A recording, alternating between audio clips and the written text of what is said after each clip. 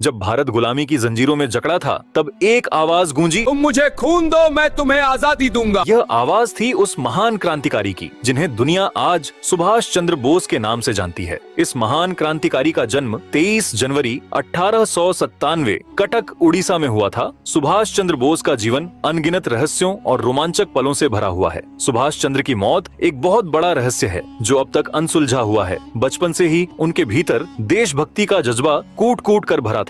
उनकी निर्भीकता का एक किस्सा उनके छात्र जीवन का है जो आज भी रोंगटे खड्डे कर देता है। 1909 से 1913 के बीच उन्होंने अपनी स्कूलिंग पूरी की थी। इनकी स्कूल की घटना जो आपको इनकी सोच से वाकिफ कराएगी। एक दिन सुभाष चंद्र अपनी कक्षा में सबसे आगे वाली सीट पर बैठे थे, तभी एक अंग्रेज शिक्षक कक्षा में आया। उसे एक हिंदुस्तानी बच्चे का पहली सीट पर बैठना नागवार गुजरा, क्योंकि वह चाहता था कि उस सीट पर कोई अंग्रेज बच्चा बैठे। पक्षपात और अहंकार में डूबे उस शिक्षक ने चिल्लाकर सुभाष को पीछे जाने का आदेश दिया। इतना ही नहीं, उसने नस्ल भेदी टिप्पणी करते हुए सुभाष को काला बंदर कहकर संबोधित किया और उन्हें मारने के लिए अपना हाथ उठाया। इससे पहले कि अंग्रेज शिक्षक का हाथ सुभाष तक पहुंचता, सुभाष के भीतर का स्वाभिमान जाग उठा। उन्होंने पलक झपकते ही उस शिक्षक को 2-3 करारे थप्पड़ जड़ दिए। पूरी कक्षा सन्न रह गई। शिक्षक चाहकर भी उस वक्त कुछ न कर सका। वहाँ उस अंग्रेज शिक्षक और एक अंग्रेज छात्र के अलावा बाकी सभी छात्र हिंदुस्तानी थे, जिन्हें वह शिक्षक ब्लैक मंकी कहता था। उन सभी की आंखों में अपने साथी सुभाष चंद्र के लिए गर्व और अंग्रेजों के प्रति आक्रोश था।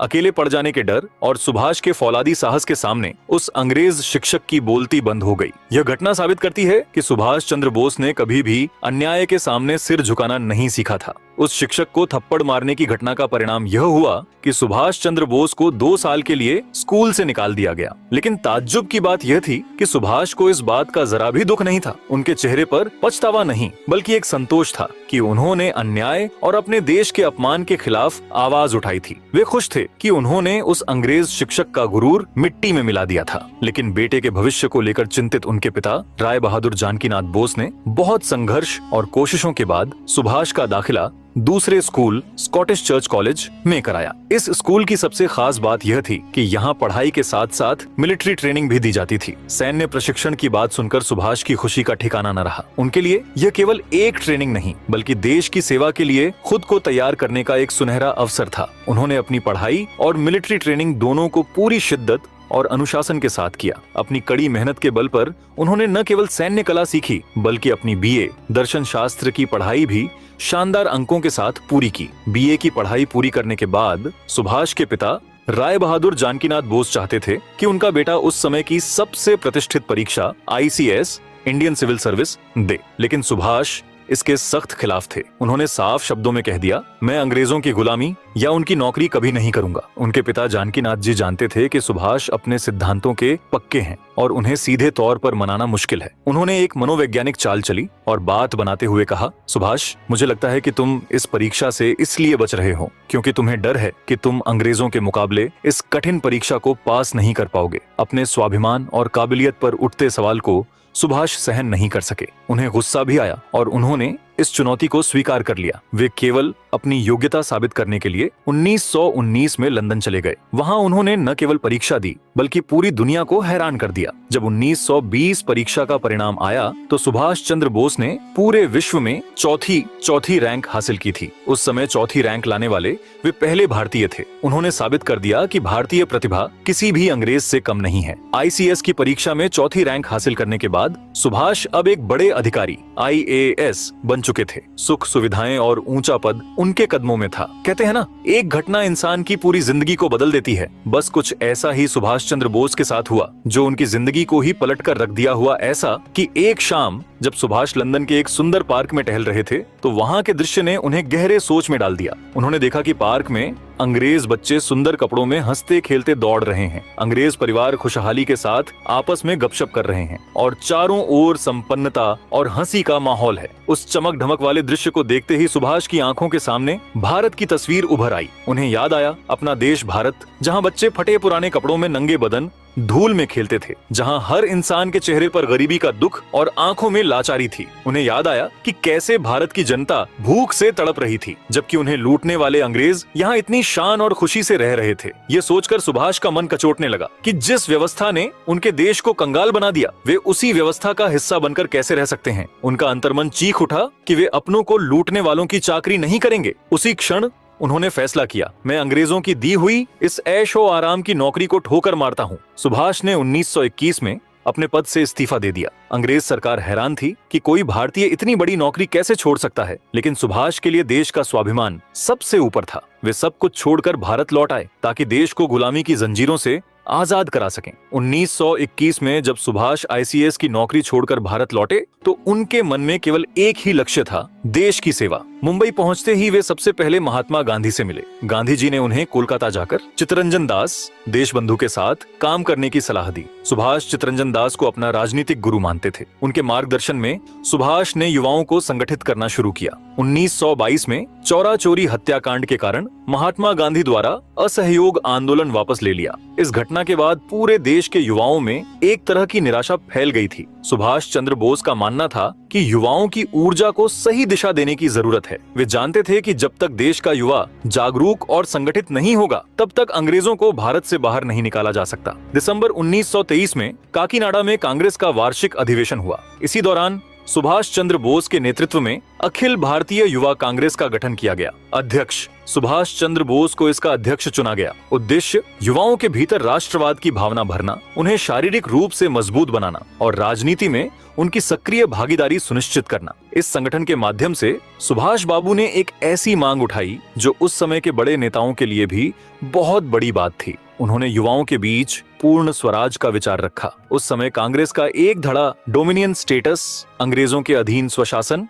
मतलब आधी आजादी देने की बात कर रहा था। लेकिन सुभाष बाबू की युवा कांग्रेस ने साफ कर दिया कि उन्हें आधी नहीं, पूरी आजादी चाहिए। सुभाष बाबू ने बंगाल में युवा आंदोलनों को इतनी तेजी से फैलाया कि देखते ही देखते हजारों छात्र उनसे जुड़ गए। उन्होंने युवाओं के लिए व्यायामशालाएं, अध्ययन समूह और स्वयं सेवक दल बनाए। उनका मानना था कि एक क्रांतिकारी को मानसिक रूप से जितना तेज होना चाहिए, शारीरिक रूप से उतना ही मजबूत भी। युवाओं के बीच सुभाष चंद्र बोस की इस बढ़ती लोकप्रियता ने ब्रिटिश सरकार की नींद उड़ा दी। उन्हें लगने लगा कि यह संगठन भविष्य में एक बड़ी सशस्त्र क्रांति का आधार बन सकता है। इसी के परिणाम स्वरूप आने वाले वर्षों में अंग्रेजों ने सुभाष बाबू की गतिविधियों पर और भी कड़ा पहरा लगाना शुरू कर दिया। 1923 की यह शुरुआत ही थी जिसने आगे चलकर फॉरवर्ड ब्लॉक और आजाद हिंद फौज का रास्ता तैयार किया। सुभाष बाबू ने देश को यह समझा दिया था कि युवा किसी भी देश की रीढ़ होते हैं और अगर रीढ़ मजबूत हो तो देश झुक नहीं सकता। सुभाष केवल भाषण देने वाले नेता नहीं थे,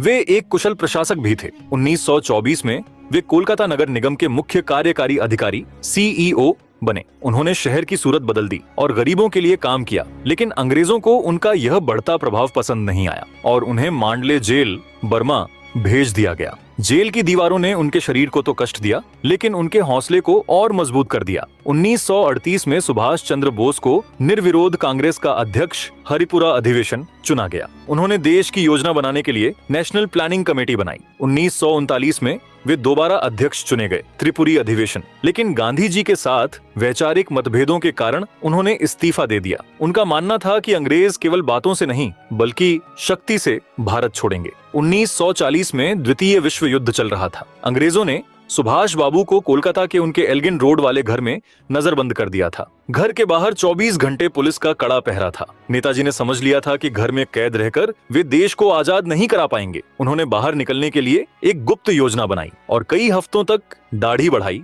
ताकि उन्हें पहचानना मुश्किल हो जाए। 17 जनवरी 1941 की आधी रात का समय था। नेताजी ने एक बीमा एजेंट मोहम्मद जियाउद्दीन का भेष धरा। उन्होंने लंबी शेरवानी, ढीला पजामा और एक गोल मुस्लिम टोपी पहनी। उन्होंने अपनी चश्मा उतार दिया ताकि चेहरा पूरी तरह बदला हुआ लगे। रात के लगभग 1:30 बजे उनके भतीजे शिशिर कुमार बोस ने अपनी पुरानी वॉन्डरर कार निकाली। नेताजी पिछली सीट पर बैठे। पुलिस को चकमा देने के लिए उन्होंने इंजन बहुत धीरे से चालू किया। वे कोलकाता से निकले और अंधेरी रातों में गाड़ी चलाते हुए बिहार के धनबाद गोमोह पहुंचे। गोमोह रेलवे स्टेशन से उन्होंने कालका मेल पकड़ी और दिल्ली होते हुए पेशावर, अब पाकिस्तान में है, पहुंचे। वहां उनकी मुलाकात अकबर शाह और भगत राम तलवार से हुई। अब सफर और भी खतरनाक था। उन्हें पैदल और खच्चरों पर सवार होकर ऊबड़ खाबड़ पहाड़ों के रास्ते अफगानिस्तान की सीमा पार करनी थी। अफगानिस्तान पहुंचने पर पकड़े जाने का डर और बढ़ गया। वहां की पुलिस से बचने के लिए उन्होंने गूंगे और बहरे होने का नाटक किया ताकि किसी को उनकी भाषा या लहजे पर शक न हो। वे कई दिनों तक एक साधारण सराय में रहे जहां गंदगी और ठंड बहुत थी, लेकिन उनका लक्ष्य अडिग था। काबुल में इतालवी दूतावास की मदद से उन्हें ऑरलैंडो मेसोटा के नाम से एक जाली पासपोर्ट मिला। वहां से वे रूस सोवियत संघ होते हुए अप्रैल 1941 में बर्लिन जर्मनी पहुंचे। जब दुनिया को पता चला कि नेताजी भारत से निकलकर जर्मनी पहुंच चुके हैं, इस बात से ब्रिटिश हुकूमत के पैरों तले जमीन खिसक गई। मई 1942 में सुभाष चंद्र बोस की मुलाकात जर्मनी के तानाशाह एडोल्फ हिटलर से हुई। यह मुलाकात बहुत चर्चा में रहती है। जब नेताजी हिटलर से मिलने गए तो हिटलर ने अपनी सुरक्षा के लिए अपने जैसे दिखने वाले कई हमशक्ल रखे थे। कहा जाता है कि नेताजी ने असली हिटलर को पहचान लिया और उससे हाथ मिलाते ही कहा, मैं सुभाष हूँ, क्या मैं असली हिटलर से बात कर रहा हूँ? उनकी इस पारखी नजर को देखकर हिटलर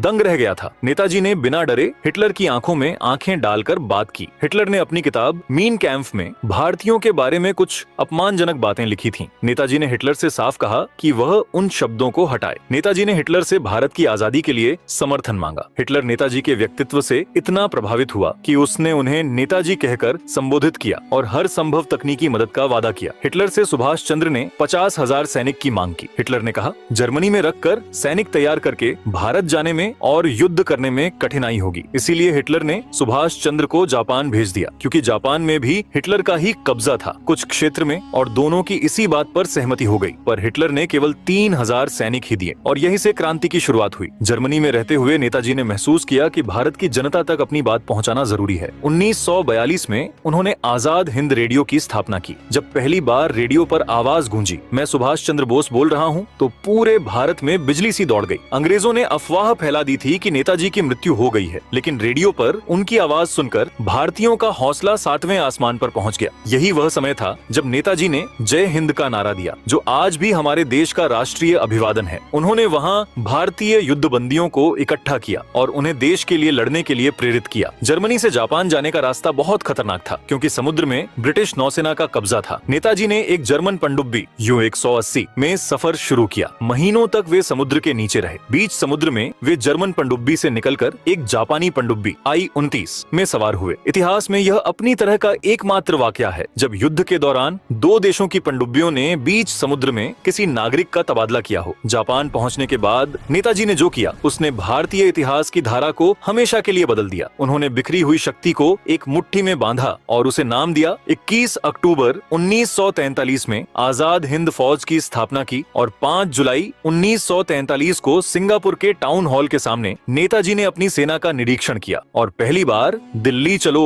का नारा दिया। उन्होंने भारतीयों से अपील करते हुए अपना सबसे प्रसिद्ध वादा किया, तुम मुझे खून दो, मैं तुम्हें आजादी दूंगा। इस एक नारे ने हजारों युवाओं, महिलाओं और यहाँ तक कि बच्चों को भी सेना में शामिल होने के लिए प्रेरित कर दिया। नेताजी दुनिया के उन पहले सेनापतियों में से एक थे जिन्होंने महिलाओं की एक लड़ाकू रेजिमेंट बनाई। उन्होंने इसका नाम रानी झांसी रेजिमेंट रखा और इसकी कमान कैप्टन लक्ष्मी सहगल को सौंपी। उनका मानना था कि आजादी की लड़ाई में भारत की बेटियों का योगदान उतना ही जरूरी है जितना बेटों का। जापानी सेना की मदद से आजाद हिंद फौज ने बर्मा, म्यांमार के रास्ते भारत की ओर कूच किया। सबसे पहले इस सेना के द्वारा इम्फाल और कोहिमा का युद्ध, यह युद्ध इतिहास के सबसे भीषण युद्धों में से एक माना जाता है। 14 अप्रैल 1944 को आजाद हिंद फौज के कर्नल शौकत अली ने मणिपुर के मोइरांग में पहली बार भारत की मुख्य भूमि पर तिरंगा फहराया। अंग्रेजों के पांव उखड़ने लगे थे। आजाद हिंद फौज जीत के करीब थी, लेकिन किस्मत को कुछ और ही मंजूर था। मणिपुर के जंगलों में भारी बारिश शुरू हो गई, जिससे रसद, खाना और गोला बारूद की सप्लाई रुक गई। जंगलों में सैनिकों को मलेरिया और पेचिश जैसी बीमारियों ने घेर लिया। इसी बीच अमेरिका ने जापान पर परमाणु बम गिरा दिए, जिससे जापान को युद्ध से पीछे हटना पड़ा। बिना हवाई मदद और रसद के आजाद हिंद फौज को पीछे हटने का आदेश देना पड़ा।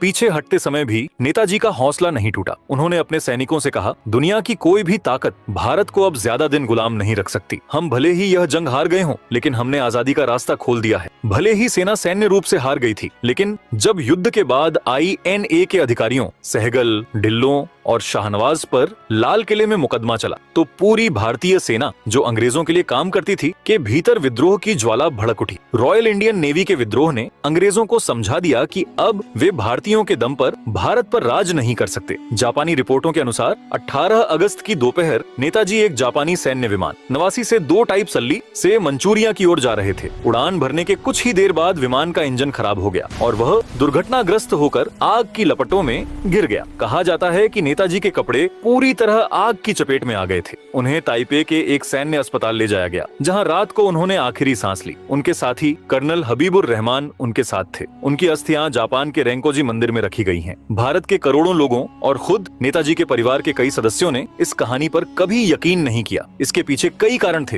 हादसे के बाद या अस्पताल में नेताजी की कोई भी तस्वीर सार्वजनिक नहीं की गई। उस दिन ताइपे के हवाई अड्डे के रिकॉर्ड में किसी विमान दुर्घटना का स्पष्ट उल्लेख नहीं मिला। कई लोगों का मानना था कि कर्नल हबीबुर रहमान ने नेताजी को सुरक्षित निकालने के लिए मौत की झूठी कहानी रची थी। भारत सरकार ने इस गुत्थी को सुलझाने के लिए 3 बार जांच बैठाई। शाहनवाज समिति 1956, इन्होंने विमान हादसे की बात को सही माना। खोसला आयोग 1970, इन्होंने भी हादसे की पुष्टि की। मुखर्जी आयोग 1999, इस आयोग ने सबको चौंका दिया। जस्टिस मुखर्जी ने अपनी रिपोर्ट में कहा कि विमान हादसा हुआ ही नहीं था और रेंकोजी मंदिर में रखी अस्थियां नेताजी की नहीं है। हालांकि सरकार ने इस रिपोर्ट को स्वीकार नहीं किया। एक सबसे लोकप्रिय दावा यह है कि नेताजी रूस चले गए थे और बाद में भारत लौटकर उत्तर प्रदेश के फैजाबाद में एक साधु के रूप में रहे, जिन्हें गुमनामी बाबा या भगवान जी कहा जाता था। सबूत, उनकी मृत्यु के बाद उनके कमरे से जो सामान मिला उसमें नेताजी के परिवार की तस्वीरें, गोल चश्मा और विदेशी पत्रिकाएं शामिल थीं। हस्तलिपि विशेषज्ञों का मानना था कि गुमनामी बाबा और नेताजी की लिखावट में बहुत समानता थी। नेताजी की मृत्यु आज भी एक विवादित विषय है, लेकिन एक बात सच है, चाहे वे उस विमान हादसे में शहीद हुए हों या गुमनामी में रहे हों, उनका विचार और उनकी वीरता आज भी हर भारतीय के दिल में जिंदा है।